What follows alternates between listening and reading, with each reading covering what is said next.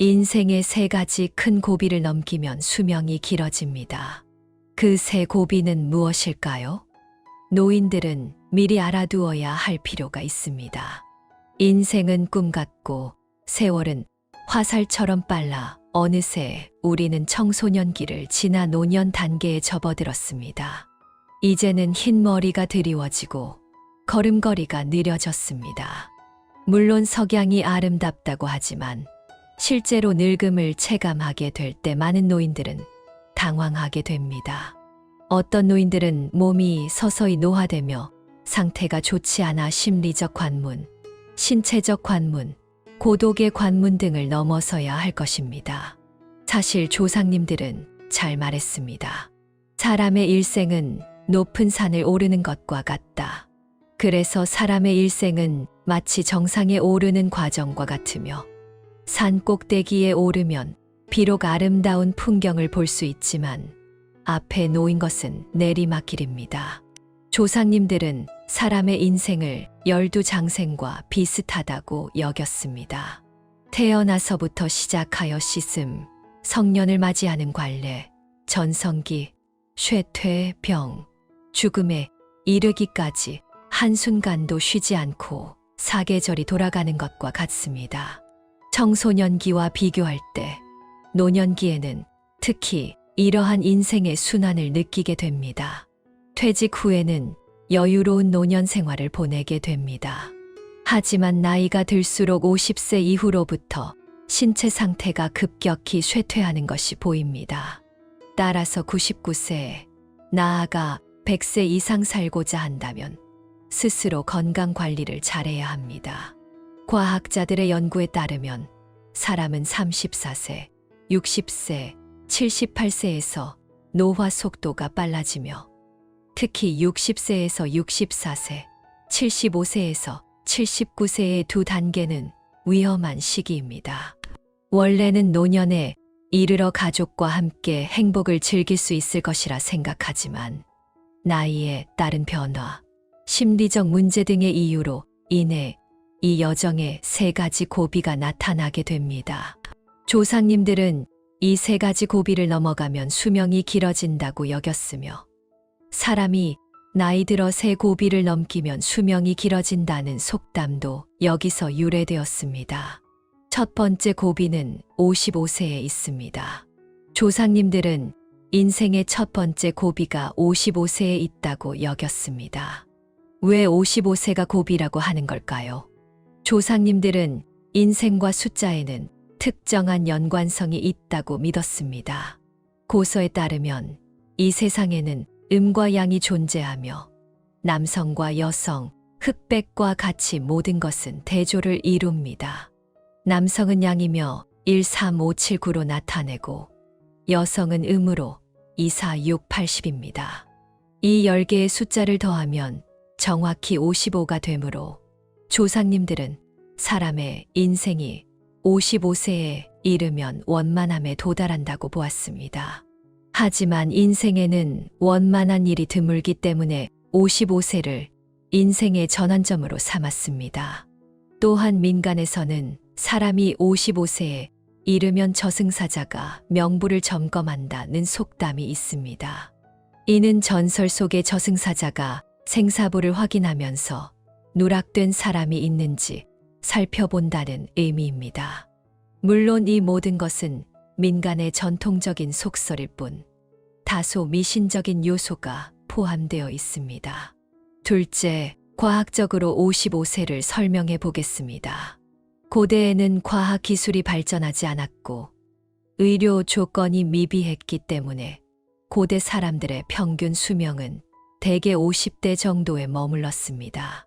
따라서 고대의 55세까지 산 사람은 장수한 것으로 여겨졌으며 이로 인해 55세가 인생의 전환점으로 여겨졌습니다. 그러나 현대의학이 발달하면서 한국의 평균 수명은 약 78세가 되었습니다.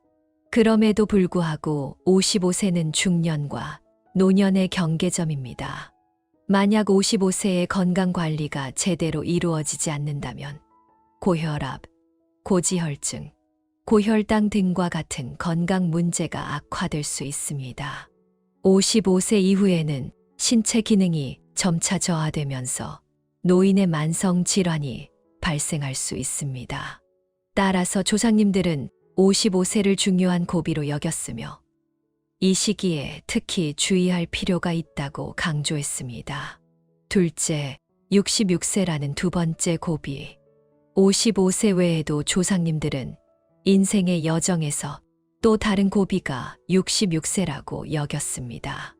왜 이러한 말이 생겼을까요?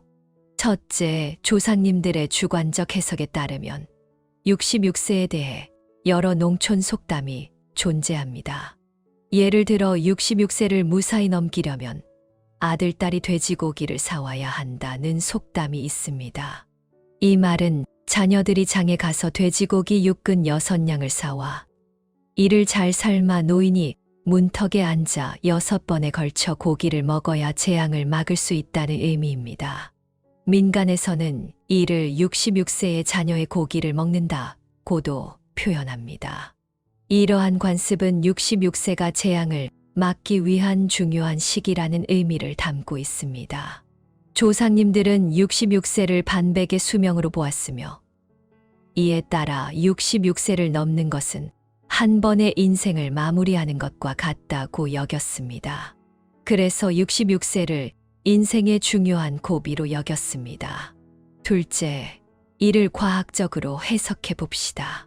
고대에는 일반 사람들의 수명이 짧았으며 비록 공자나 세종대왕 같은 장수한 인물도 있었지만 이는 매우 드문 경우였습니다. 당시에는 의료와 식생활 조건이 열악했기 때문에 일반 백성의 평균 수명은 66세 정도였습니다. 따라서 66세가 인생의 고비로 여겨졌습니다. 그러나 현대의학과 생활 수준이 발전하면서 66세는 더 이상 인생의 종점이 아닌 새로운 출발점이 되었습니다. 그렇지만 여전히 이 시기에도 건강에 주의하는 것이 좋습니다. 셋째, 73세와 84세라는 세 번째 고비. 조상님들의 주관적 해석에 따르면 농촌에는 73과 84은 저승사자가 부르지 않으면 스스로 가는 나이라는 속담이 있습니다. 이 말은 73세와 84세가 인생의 세 번째 고비라는 뜻으로 이 고비를 넘기면 노년의 삶이 더 평탄해진다고 여겼습니다. 왜 이러한 말이 생겼을까요? 조상님들은 73세와 84세를 성인의 나이와 관련지었습니다. 역사 기록에 따르면 동자는 73세에 맹자는 84세에 세상을 떠났다고 전해집니다. 한국의 역사에서도 공경받는 성인은 여잔되며 그들이 세상을 떠난 나이가 이러한 고비와 관련이 있다고 여겨집니다. 따라서 민간에서는 공자의 나이 73세와 맹자의 나이 84세를 노년기의 두 고비로 여겼습니다. 둘째, 과학적으로 해석해 봅시다. 과학적으로 해석하면 사람은 73세와 84세 이후로 신체 기능이 저하되면서 노년의 말기에 접어듭니다. 이 시기에는 장수의 한계에 도달하는 시점으로 심리적 요인 등으로 인해 불안과 두려움을 느끼기 쉬워집니다. 그래서 73세와 84세를 인생의 고비로 여기는 것입니다. 위 내용을 통해 보면 사람이 나이 들어 새 고비를 넘기면 수명이 길어진다는 것은 조상님들 사이에서 전해 내려온 속설일 뿐입니다. 현대에는 의학 발전으로 인해 이 말이 실제적으로 큰 의미를 지니지 않게 되었습니다. 따라서 나이가 들어서도 긍정적이고 낙관적인 마음가짐을 유지하며 과학적인 방법으로 건강을 관리해야 합니다. 그렇게 할 때 수명도 길어지고 노년이 되어서야 70세에서 75세의 5년 동안 7가지 좋은 습관을 지키면 건강을 지킬 수 있습니다. 푸른 가을마다 새싹을 틔우고 인생은 한 세대를 이어갑니다. 사실 인생은 마치 흐르는 물과 같아서 어제는 우물 속 달이었지만 오늘은 물 위의 꽃처럼 변해 있습니다. 이 모든 것은 생로병사의 순환에서 벗어날 수 없음을 보여줍니다. 과거에는 60세만 되어도 노인으로 여겨졌지만 현대의학과 과학기술이 발달하면서 이제 70세도 여전히 젊은 나이로 간주됩니다. 예를 들어 미국의 바이든과 트럼프는 80세가 넘었음에도 불구하고 2024년 대선을 위해 분주하게 활동하며 마치 어린아이처럼 활기차게 살고 있습니다. 물론 일부 데이터에 따르면 현재 전 세계 평균 기대 수명은 71세로 71세에서 75세 사이가 중요한 시점이라고 합니다. 우리나라의 평균 기대 수명은 78세이고 일본은 83.7세로 가장 높은 편입니다. 따라서 장수를 원한다면 유전적인 요인 외에도 식습관과 의료 서비스가 수명에 직접적인 영향을 미치는 중요한 부분입니다. 특히 이 시기에 들어서면 70세에서 75세에 이 5년 동안 7가지 좋은 습관을 지켜야 건강을 지킬 수 있습니다. 왜 70세에서 75세가 노년기에 중요한 시점일까요? 속담에 70세 넘으면 귀한 나이라는 말이 있습니다. 사실 70세가 되면 이미 귀한 나이로 간주됩니다. 생물학적으로 노년기는 초록이, 중노년기, 만년기로 구분됩니다. 초록이는 45세에서 59세까지, 중노년기는 60세에서 74세까지, 만년기는 75세 이상을 의미합니다.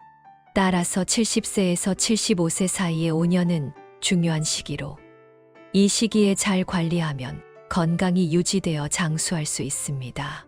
우리 조상님들은 속담에서 73세와 84세는 저승사자가 부르지 않으면 스스로 가는 나이라고 하여 75세를 넘으면 84세까지 또 다른 고비가 있다고 했습니다.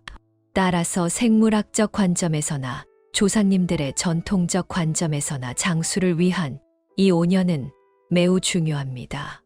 그러면 70세에서 75세의 5년 동안 어떤 7가지 좋은 습관을 지켜야 할까요?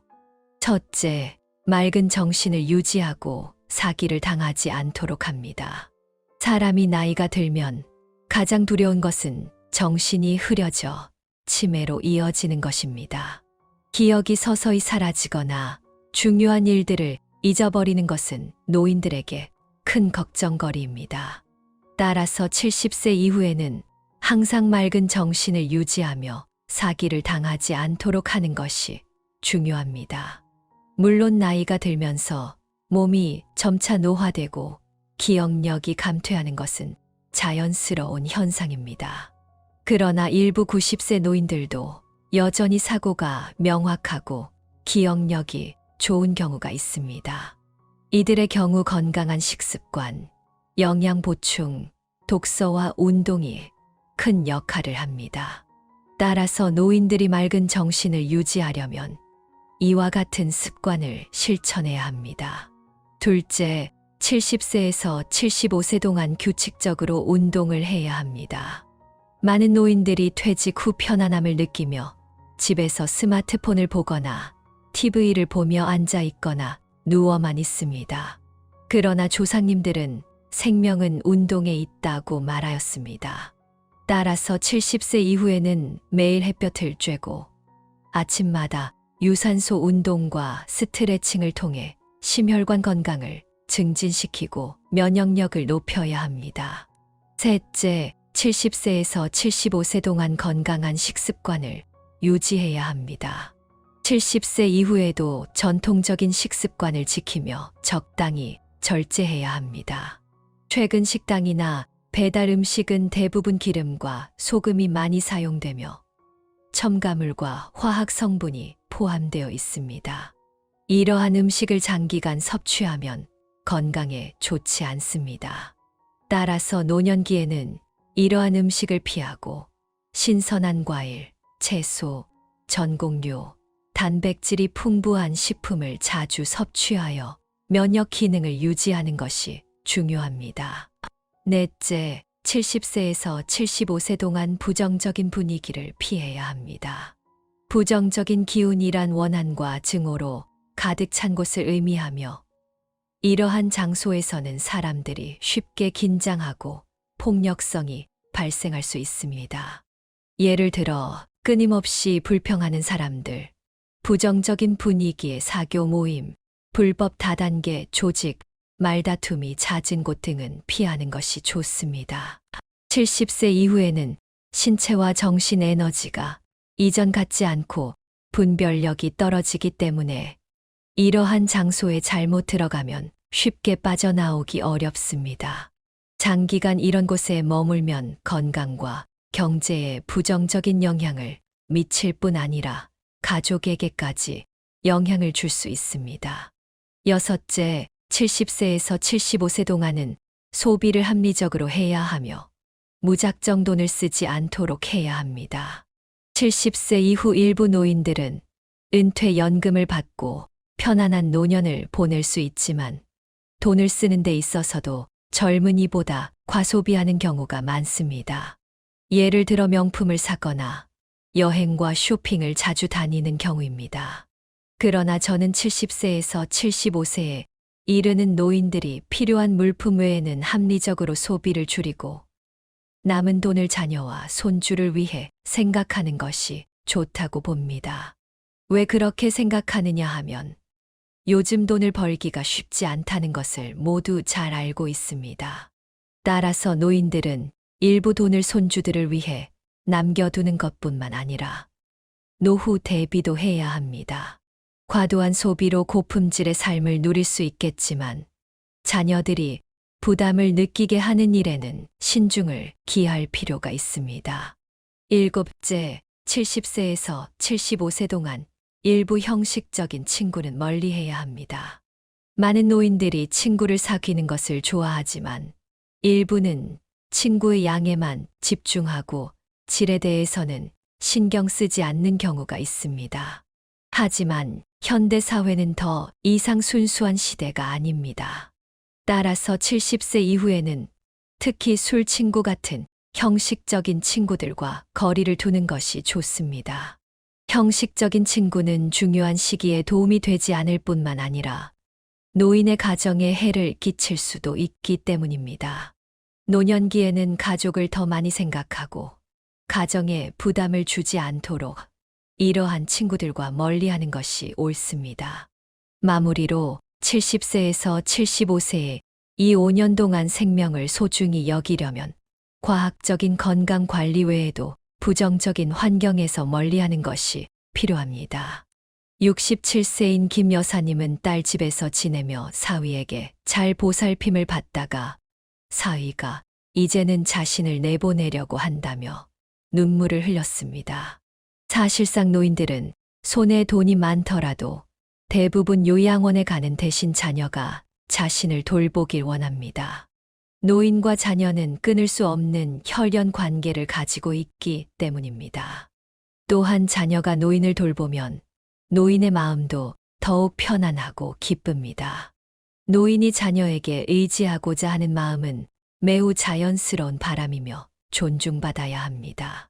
하지만 이 소망을 이루기 위해서는 자녀의 효심뿐만 아니라 노인들이 자녀를 공평하게 대우하며 한쪽으로 치우치지 않아야 합니다. 많은 노인들은 이를 잘 지켜 자녀들이 기꺼이 부모를 돌보도록 하여 행복한 노년을 보내고 있습니다. 그러나 일부 노인들은 이를 간과하여 오히려 노년기를 불행하게 보내기도 합니다. 67세의 김 여사님은 이러한 경우에 해당합니다. 처음에는 아들 집에서 지내다가 딸 집으로 옮겨 딸과 사위의 도움을 받으며 생활했습니다. 특히 사위는 김 여사님을 친어머니처럼 보살피며 이에 매우 만족스러워했습니다. 하지만 이제 사위가 김 여사님을 내보내려 한다고 하는데 왜 이런 일이 발생했을까요? 저는 김 씨이며 현재 서울에 거주하고 있습니다. 젊은 시절 저는 어느 회사에서 일했고 남편은 선생님이었습니다. 우리는 모두 정규직으로 근무했으며 매달 은퇴 연금이 합쳐서 약 800만 원이었습니다. 따라서 우리의 노후 생활은 걱정이 없을 것이라 생각했습니다. 그러나 이는 단순한 생각이었습니다. 우리 부부는 아들과 딸, 두 명의 자녀를 키웠습니다.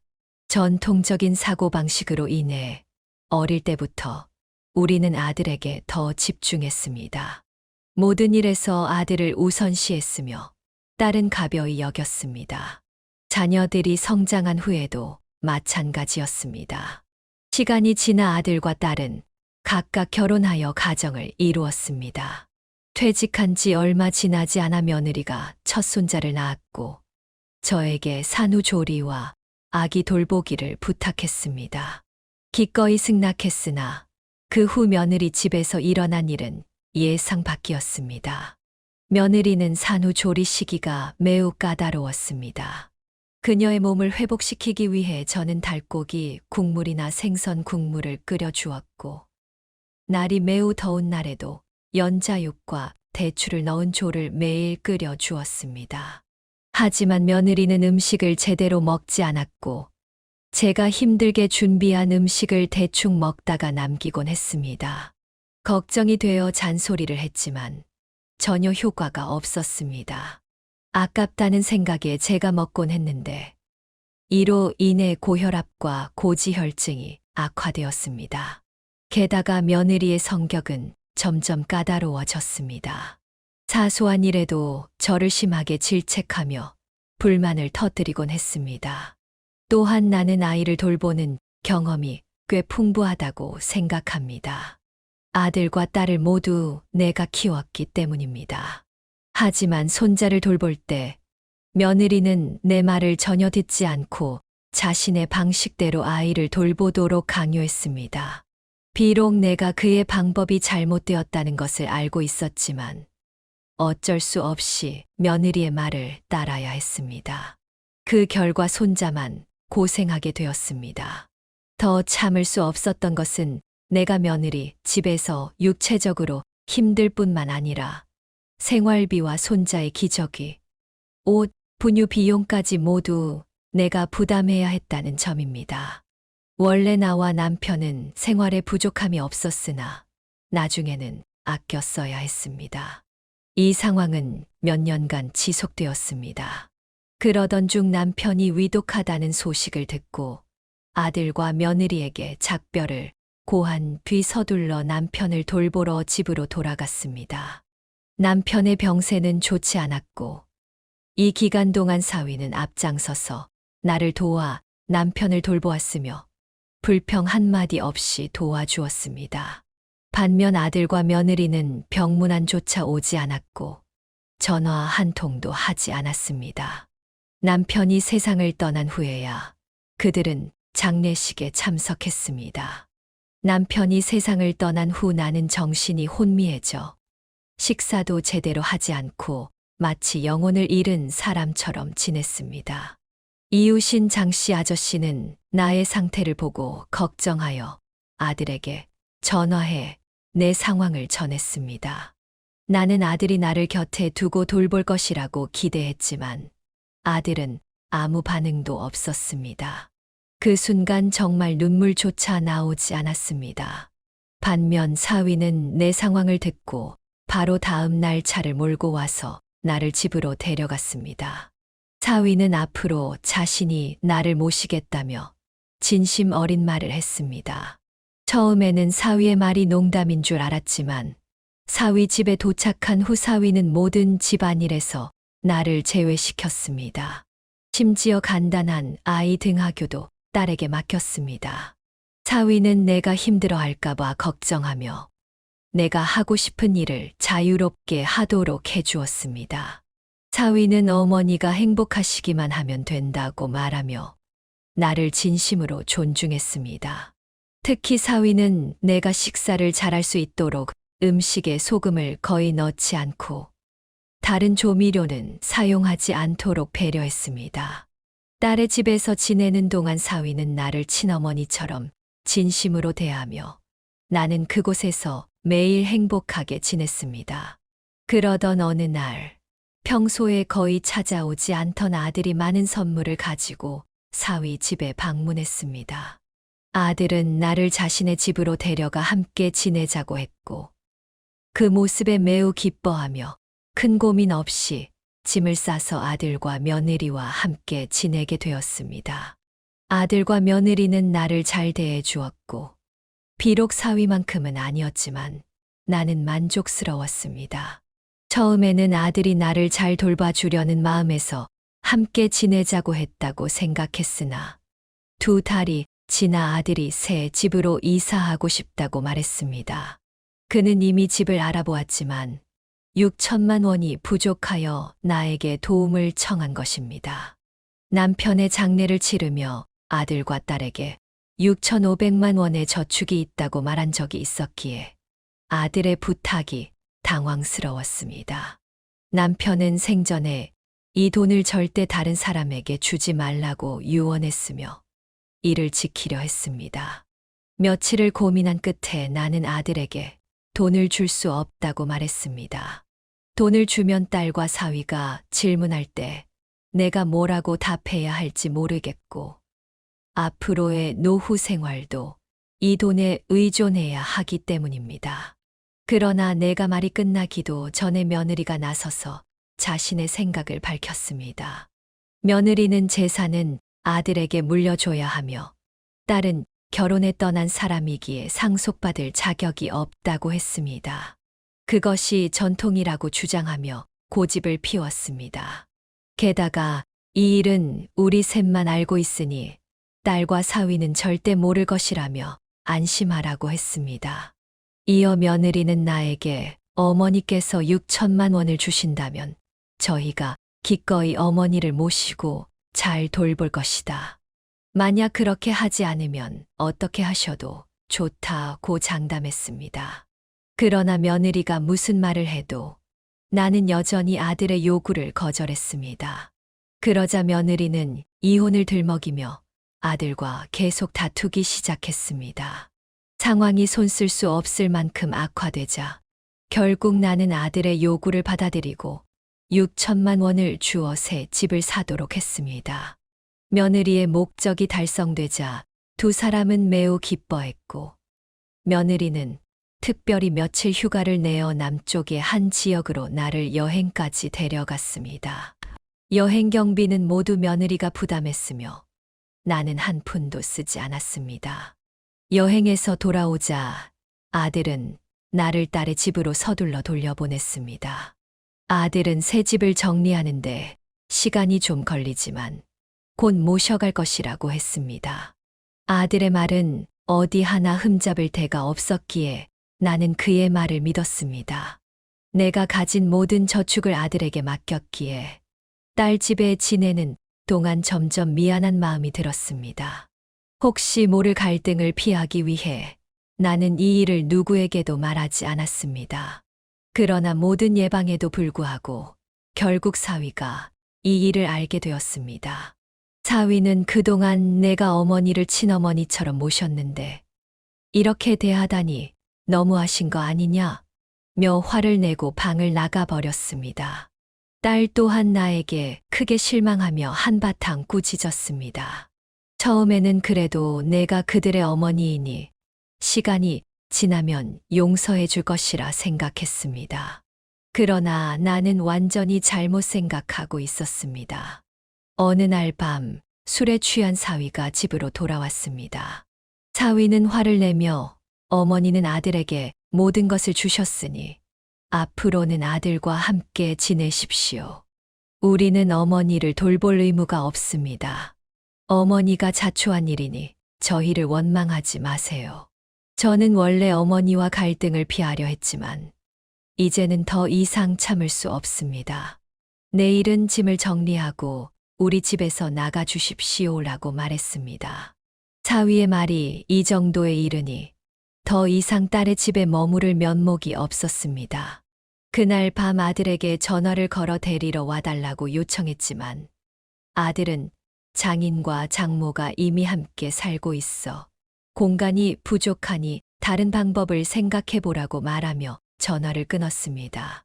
아들의 말은 마치 날벼락 같았고 나는 거의 기절할 뻔했습니다.